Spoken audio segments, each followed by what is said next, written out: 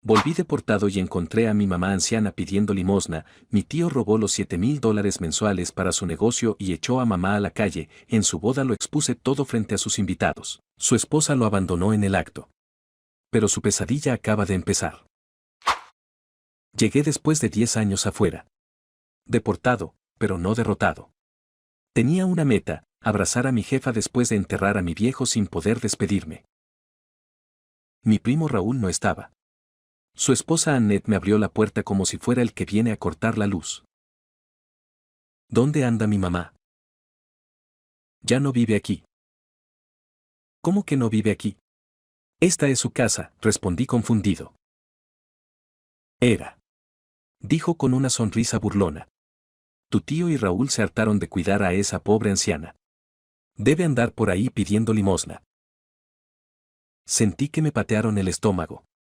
¿Estás jodiendo? ¿Y el dinero que les mandaba? Ah, eso. Se rió. Ese dinero se invirtió en algo que valía la pena.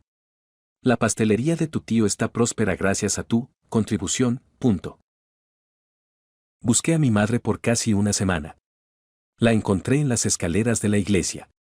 Mi jefa, la mujer que me crió, pidiendo limosna a los 70 años. Iván, ¿eres tú? ¿De verdad estás aquí? Me susurró apenas reconociéndome. Dijeron que nunca volverías.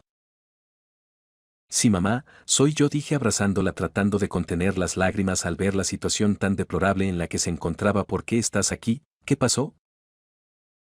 Tu tío y su hijo me echaron de mi propia casa solo con lo que llevaba puesto.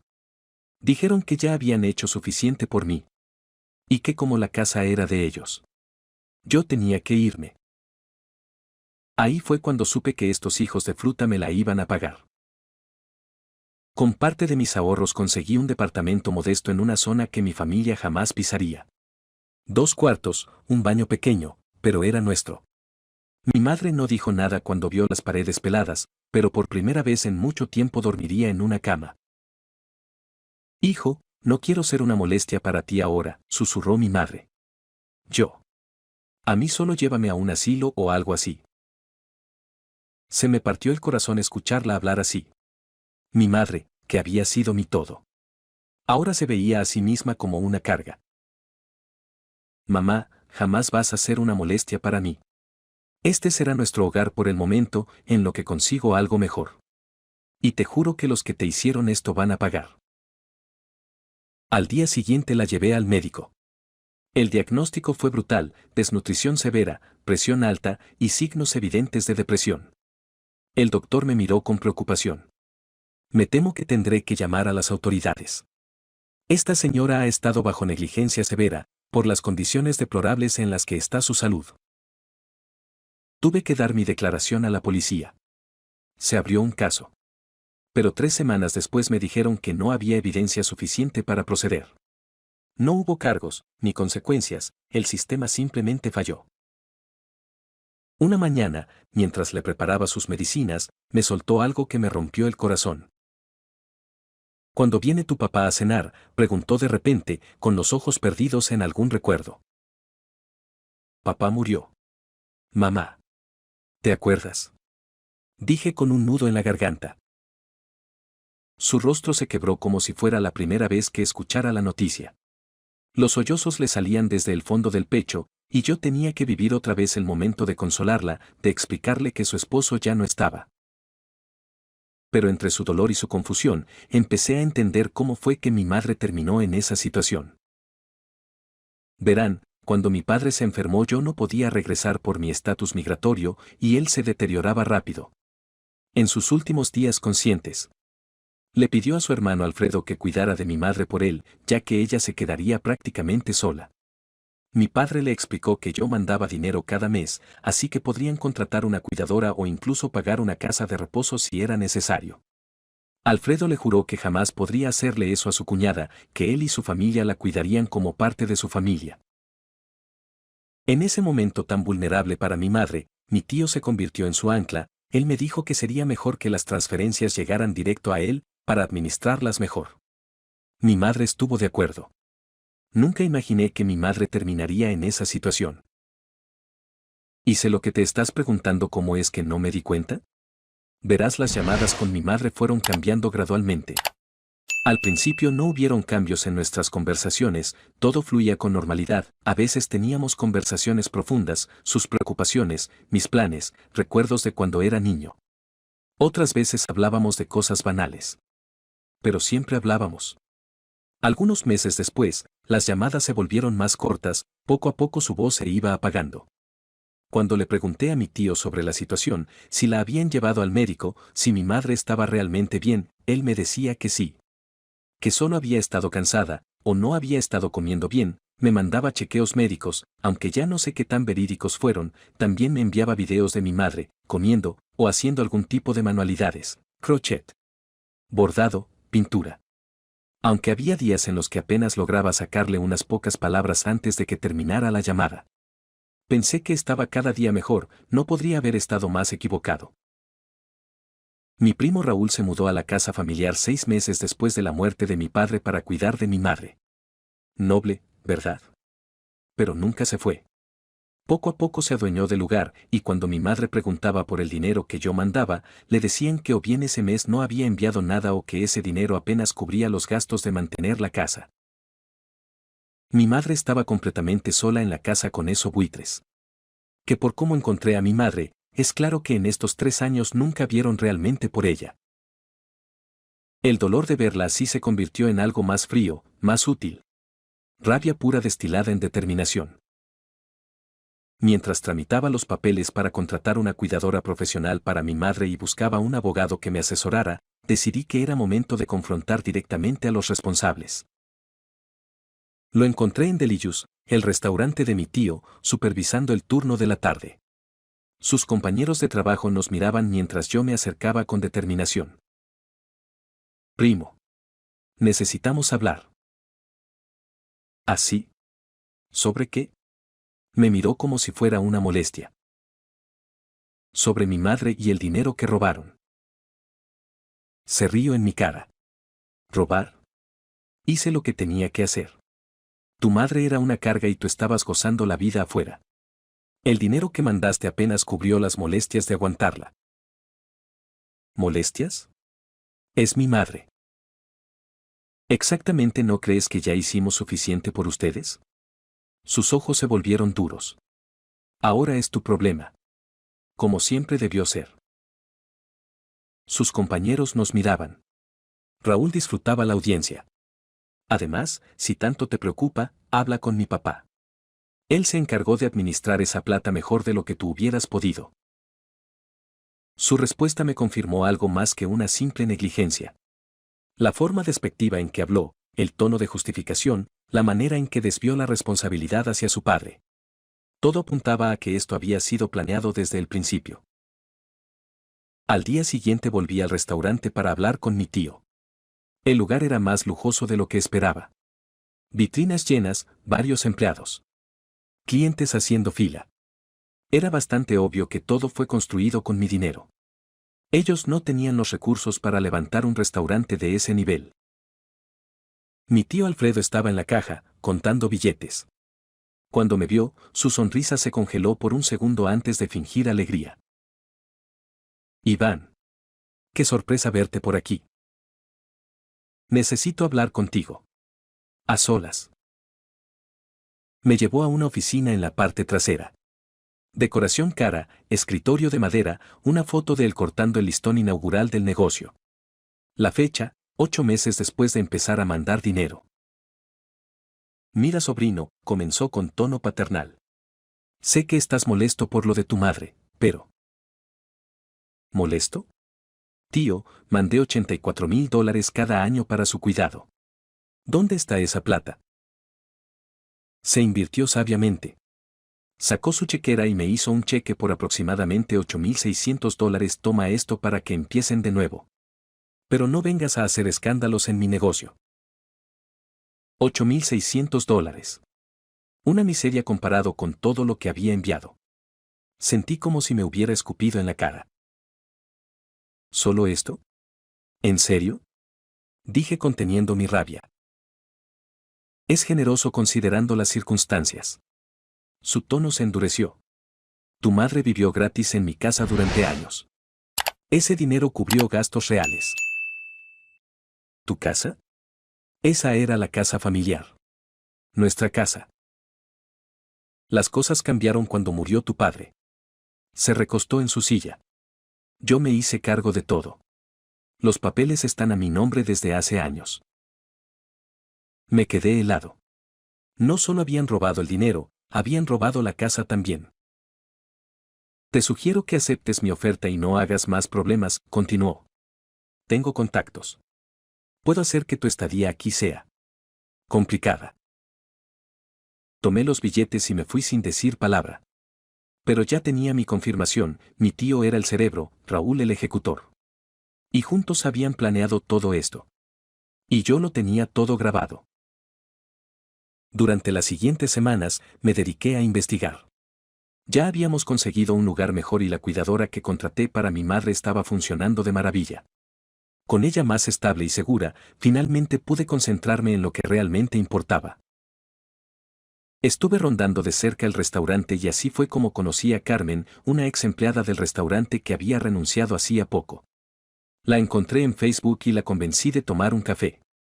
Le conté mi situación. Tu tío es un maldito desgraciado. Asentí, estaba completamente de acuerdo. Luego continuó. Además es un degenerado, acosa a las empleadas jóvenes y ofrece dinero extra por favores especiales. Por eso renuncié. Me quedé sin palabras por unos segundos. No podía creer lo que estaba oyendo. ¿Tienes pruebas? Dije finalmente. Claro, tengo todos los mensajes y sus fotos asquerosas no solicitadas. Pero no solo eso. Se acercó más. Tengo algo mucho mejor. ¿Ya conociste a Annette, la esposa de tu primo? Por desgracia, ¿qué pasa con ella? No sale de la oficina de tu tío, ya hasta parece que es su segunda casa. De hecho, una vez los vi muy acaramelados cuando llegué temprano. La información me pegó como un martillazo. Annette, la que me había recibido con tanta crueldad, se estaba cogiendo a mi tío. Ja. Raúl no tenía idea. ¿Estás segura de eso? ¿Desde cuándo? Meses. Tal vez años. Ella venía a ayudar con la contabilidad, punto. Carmen se rió amargamente. Sí, claro. Contabilidad horizontal. Decidí seguir a Alfredo por varios días, principalmente durante sus descansos o cuando cerraba el restaurante. Si era una fichita, algo tenía que encontrar. Los primeros días no pasó nada, como si supiera que lo seguía. Mantuvo una rutina sin incidentes, bueno, diría que sin descubrir nada nuevo, ya que afortunadamente pude confirmar la aventura de mi tío con Annette, se veían cada tercer día. Ocasionalmente días seguidos, pero no había duda, esos dos se estaban comiendo. Pero, una noche conseguí lo que había estado esperando, y no van a creer lo que pasó, ese día mi tío manejó durante casi una hora hasta un bar. Pero no era cualquier bar. Era un bar gay. Lo vi salir media hora después con un tipo joven, de aproximadamente 25 años. Flaco, pelo largo. Bastante afeminado, sin ofender. En cuanto se subieron al auto se besaron y se agasajaron como si no hubiese un mañana, luego fueron hasta un motel. Saqué mi teléfono y grabé todo. Sería imposible de negar. Mi tío era peor de lo que imaginaba, no solo se cogía a la esposa de su hijo, sino que también acosaba a sus empleadas y ahora hasta bateaba para el otro lado. Realmente era una joyita. Y usaría esta información para dejarlo sin nada como lo hicieron con mi madre. 2 semanas después de mi confrontación con Alfredo, algo cambió. Había estado siendo demasiado descuidado en mis investigaciones.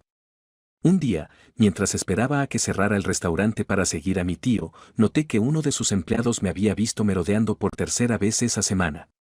Al día siguiente, cuando pasé por el lugar, ese mismo empleado me señaló discretamente a otro trabajador. Mi tío tenía ojos en todas partes. Había subestimado su capacidad de control sobre su entorno. A los 2 días, Alfredo y Raúl aparecieron en mi departamento. Venían juntos, con caras serias.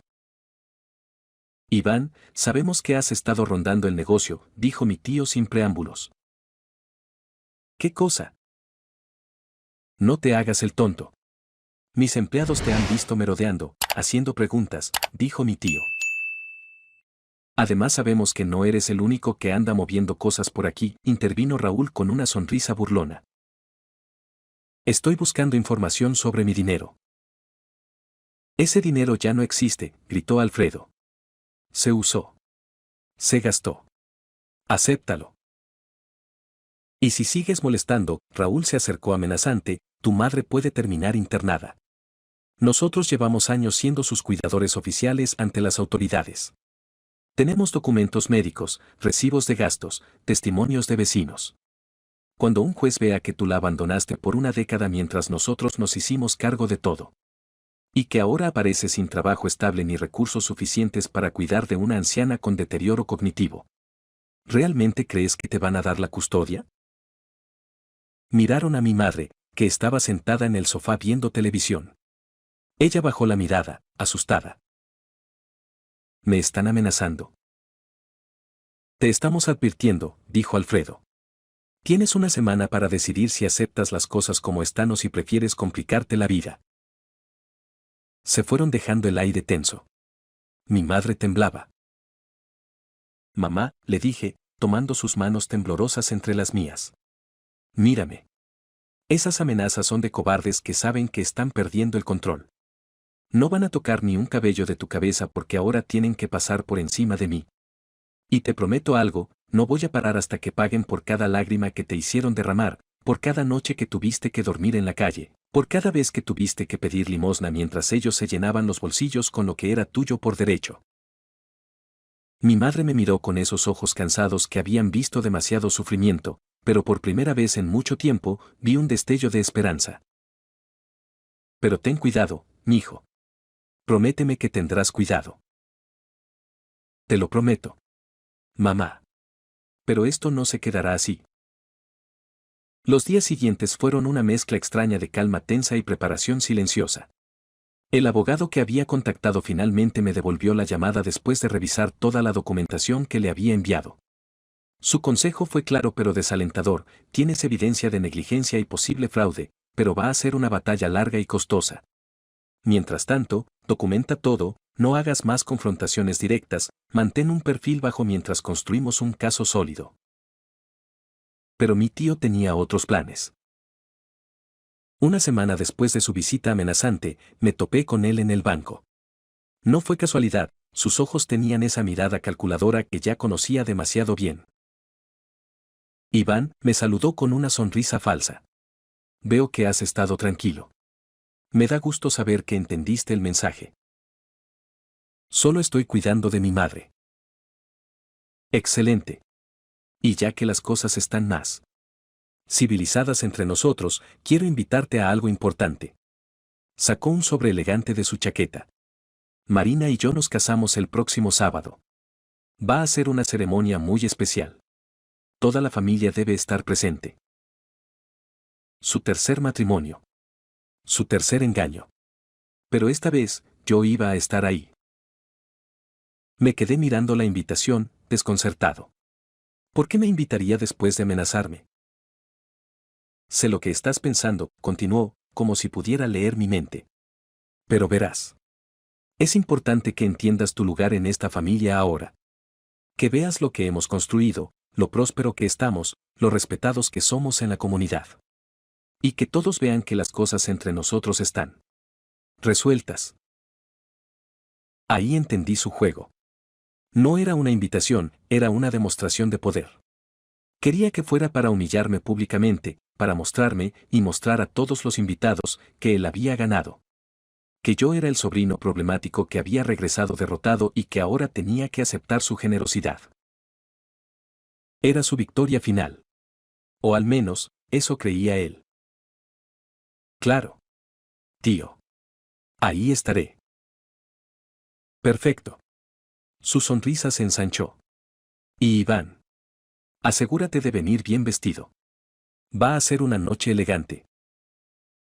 Mientras se alejaba, sentí algo que no había experimentado en semanas, una satisfacción fría y calculada. Mi tío acababa de entregarme exactamente lo que necesitaba, la oportunidad perfecta de exponer todo frente a las personas que más le importaban. No sabía que en lugar de mi humillación pública, estaba organizando su propia destrucción.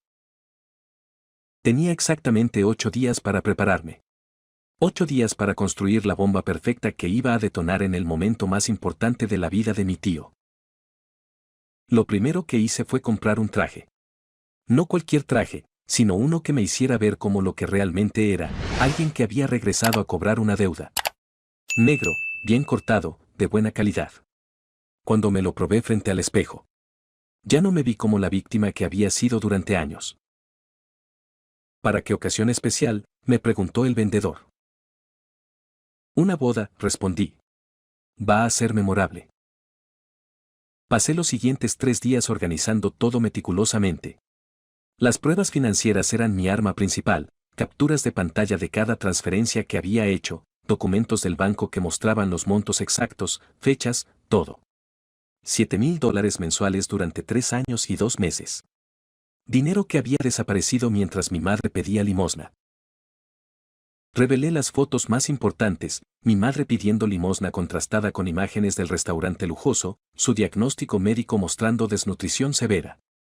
El antes y el después. Su pobreza versus su prosperidad construida con mi dinero.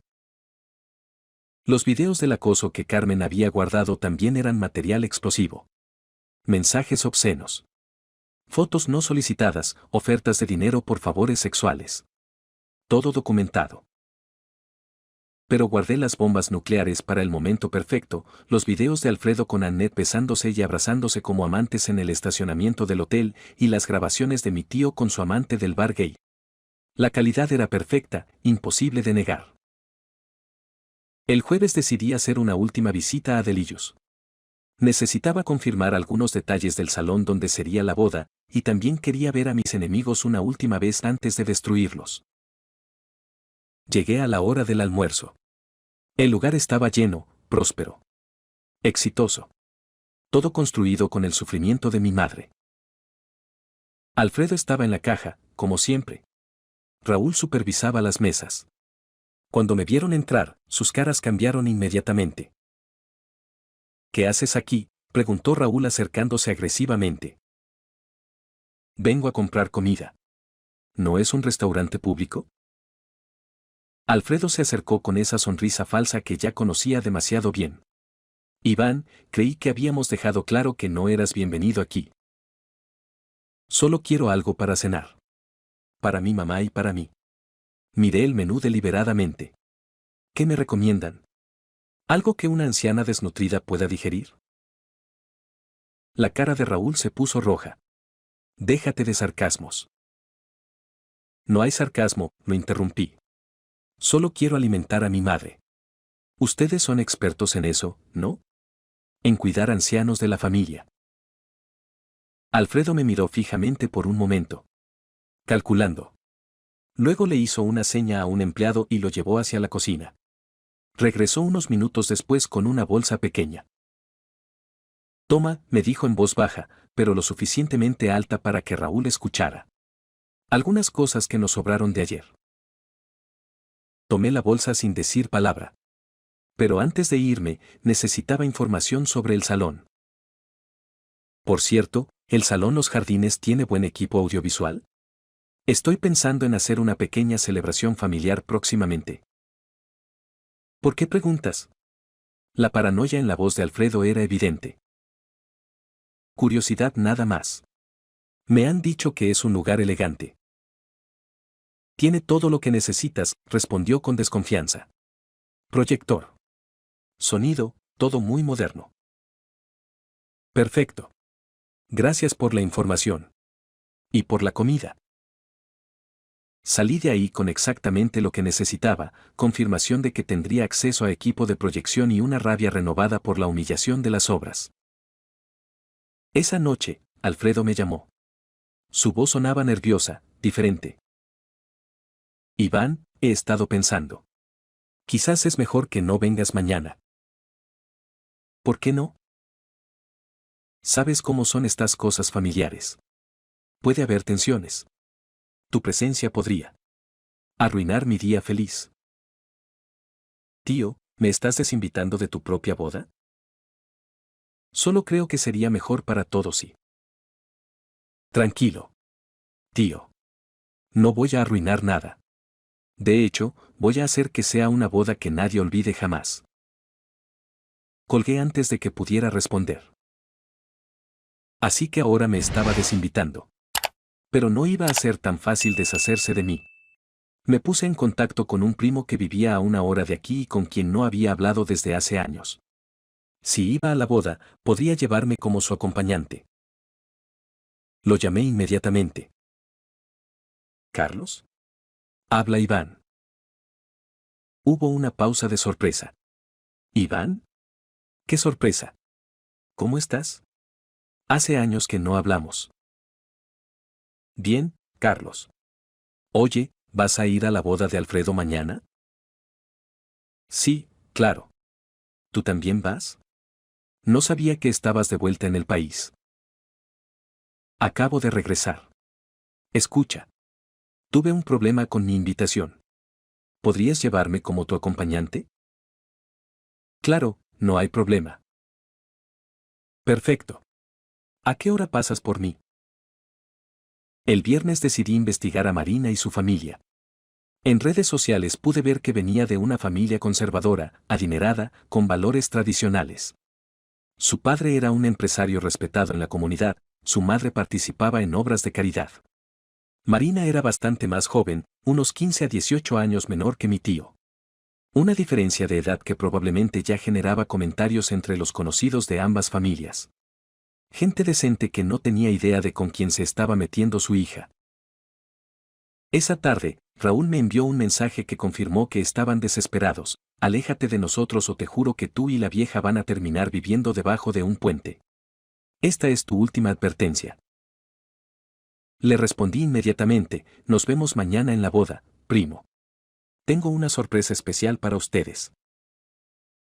No contestó, pero 5 minutos después Annette publicó en Instagram una foto de un bolso de diseñador que acababa de comprar. El precio se podía ver en la etiqueta, $2.800. Los comentarios estaban llenos de felicitaciones. Me reí de la ironía.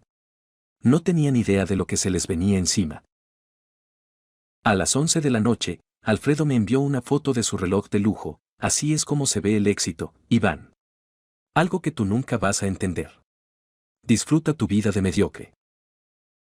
Lo leí 3 veces. Luego guardé el teléfono sin responder. No sentía rabia. No sentía dolor. Solo una claridad helada y absoluta sobre lo que tenía que hacer al día siguiente. Hasta el último momento. Ellos no habían mostrado ni una pizca de arrepentimiento o vergüenza por lo que le hicieron a mi madre.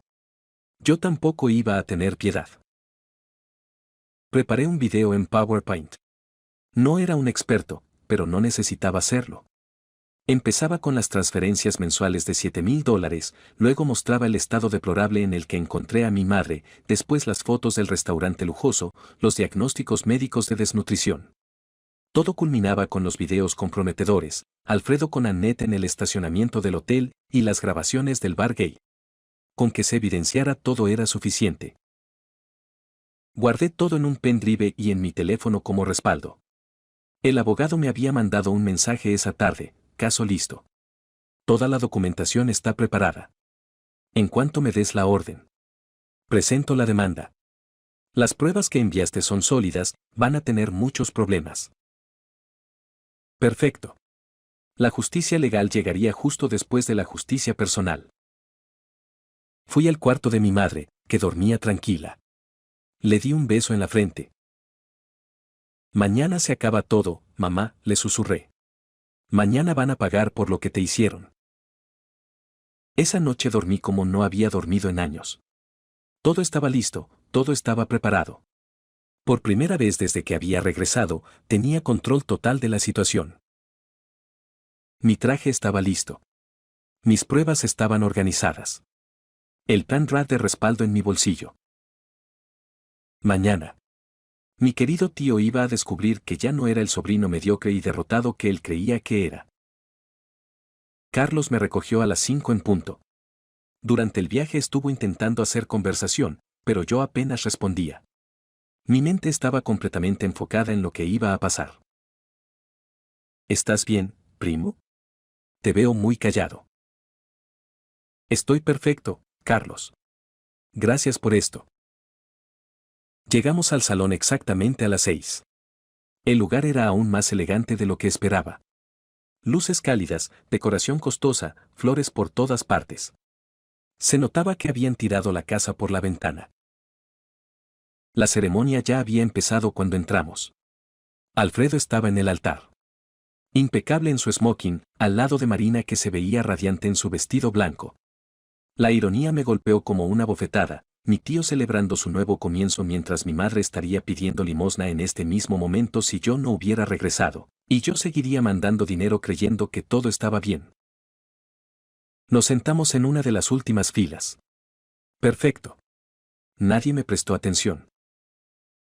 Durante la ceremonia, mantuve la vista fija en Alfredo. En ningún momento me vio. Estaba demasiado ocupado representando el papel del novio perfecto.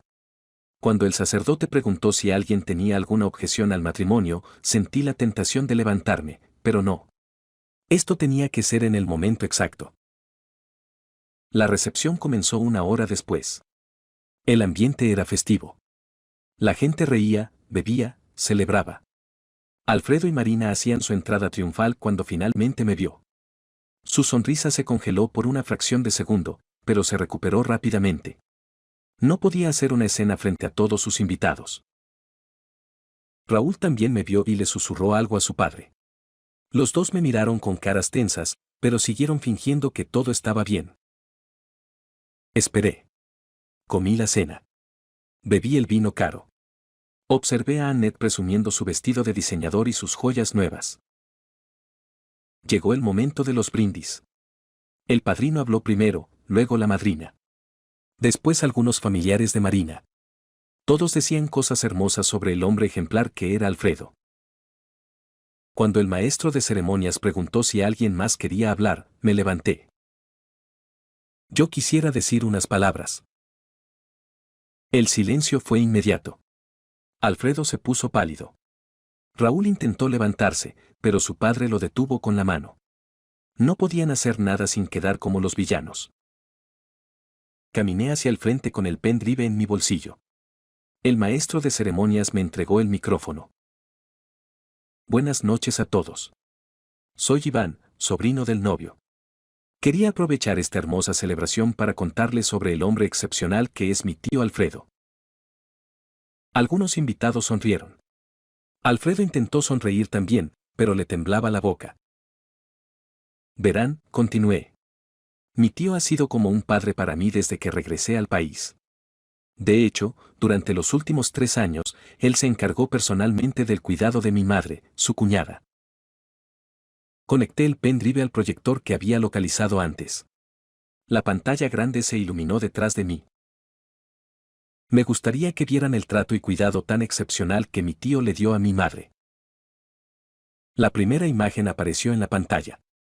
Mi madre, demacrada, sucia. Con harapos, pidiendo limosna. Se notaba que llevaba mucho tiempo en la indigencia. Un jadeo colectivo recorrió el salón. Marina se llevó una mano a la boca. El padre de Marina se levantó de su silla. Esta foto fue tomada hace 2 meses, dije con voz tranquila. Cuando finalmente la encontré después de que mi tío Alfredo la echara de su propia casa. Iván, gritó Alfredo. Esto es mentira. Mentira.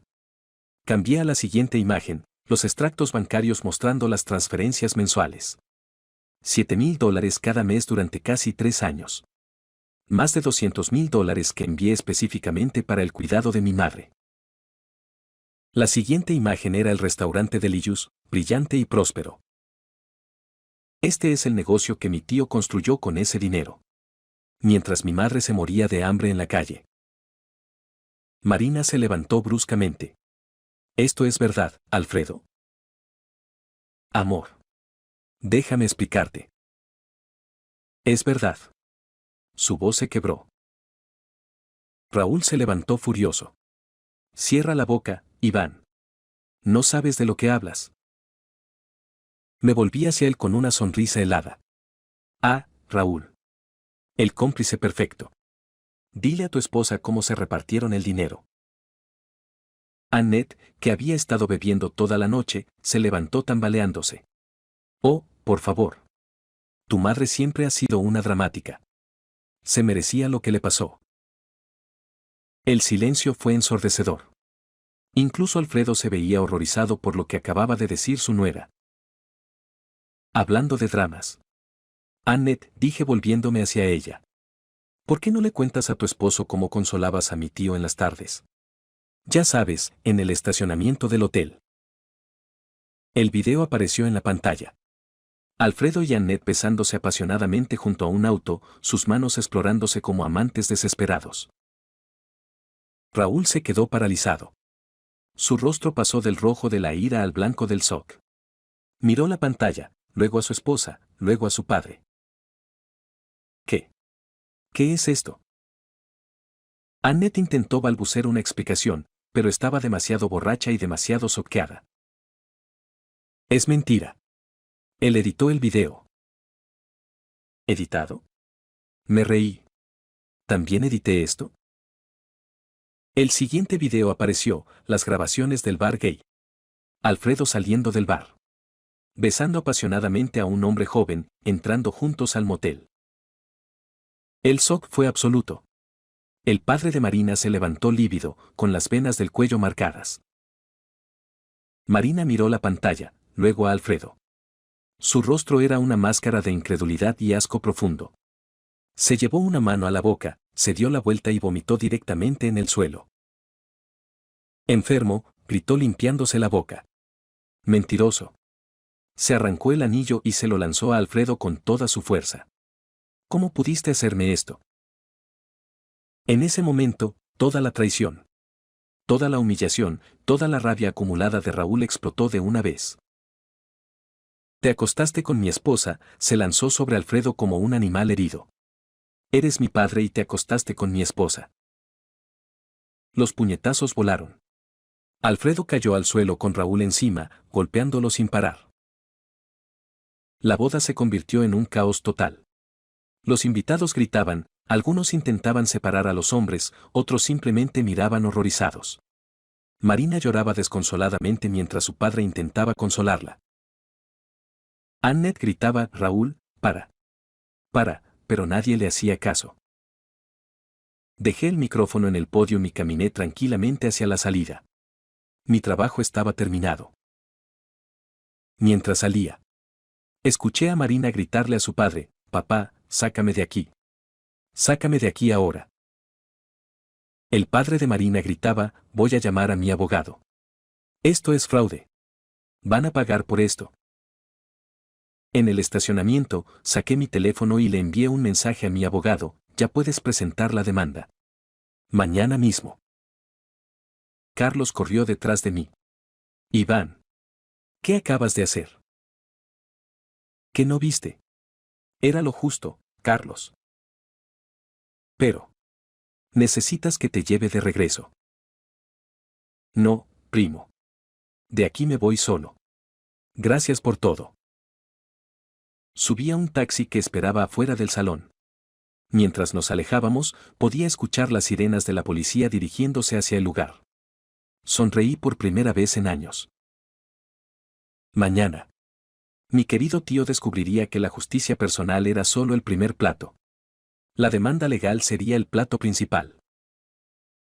Han pasado 7 meses desde la boda. La demanda que presenté al día siguiente fue devastadora. Con toda la evidencia que mostré públicamente, Alfredo y Raúl no tenían defensa posible. El juez falló a mi favor en múltiples frentes, restitución completa de los $231,000 más daños punitivos por el fraude financiero, y además revocó la tutela legal que tenían sobre mi madre por negligencia grave. La casa familiar volvió a manos de mi madre legalmente. En lo penal, Alfredo recibió 2 años de prisión por fraude y negligencia hacia un adulto mayor. Raúl, al ser cómplice, recibió 18 meses. Como no tenían efectivo para pagar las multas y restituciones, me quedé con el local del restaurante, todo el equipo y los derechos del nombre comercial. Pero la justicia legal fue solo el principio. La justicia social fue brutal. El video de la boda se volvió viral. Alguien lo subió a redes sociales con el título "Hombre expone a su tío ladrón en su propia boda". 3 millones de visualizaciones en una semana. Los comentarios eran implacables. Marina anuló el matrimonio inmediatamente. Su familia amenazó con demandas adicionales por fraude matrimonial. Alfredo perdió no solo a su esposa, sino toda la conexión con esa familia adinerada que tanto había cultivado. Raúl y Annette se divorciaron apenas él fue a prisión. Ella aprovechó que estaba encerrado para despojarlo de lo poco que tenía, vendió todo, vació las cuentas compartidas y desapareció.